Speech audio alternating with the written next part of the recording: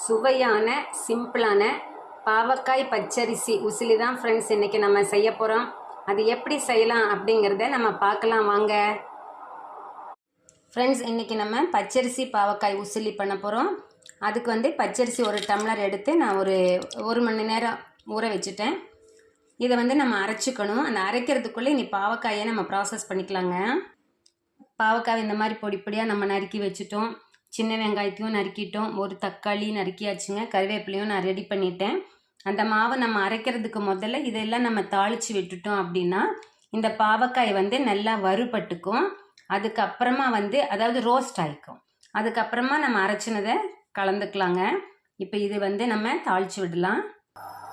இப்போ வாணலியில் எண்ணெய் காஞ்சதும் நம்ம கடுகு போட்டுக்கலாங்க.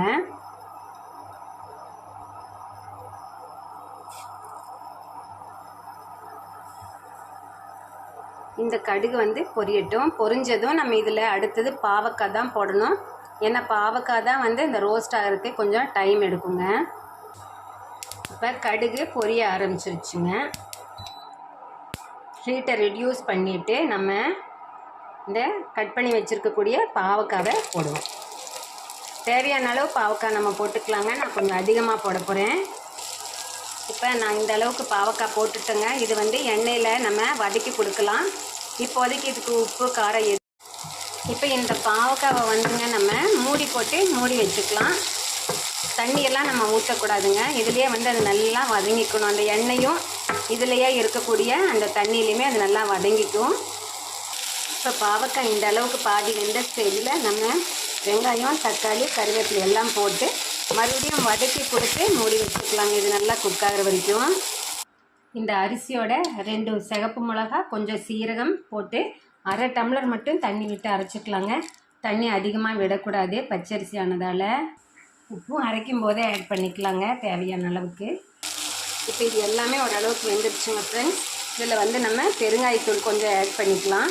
பெருங்காயத்தூள் ஆட் பண்ணிவிட்டு அதை ஒரு கலக்கி கொடுத்துட்டு இப்போ நம்ம அரைச்சிருக்கோம் இல்லைங்களா, அந்த மாவை இதுக்குள்ளே ஊற்றிடணும். நம்ம இந்த மாவை ஊற்றிட்டு நம்ம நல்லா கலந்து கொடுத்துட்டே இருக்கணும்.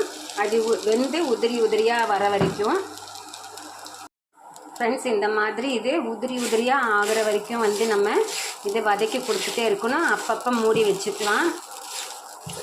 இது ரொம்ப டேஸ்ட்டாக டெலிஷியஸாக இருக்குங்க ஃப்ரெண்ட்ஸ். ட்ரை பண்ணி பாருங்கள். இதில் இந்த பாவக்காயெல்லாம் நல்லா சுருங்கி போய் நல்லா ரோஸ்ட் ஆகிருக்குங்க ஃப்ரெண்ட்ஸ். இதுவே நமக்கு ஒரு நல்ல மணத்தையும் டேஸ்ட்டையும் கொடுக்கும். இதுக்கு தொட்டுக்க எதுவுமே தேவையில்லை.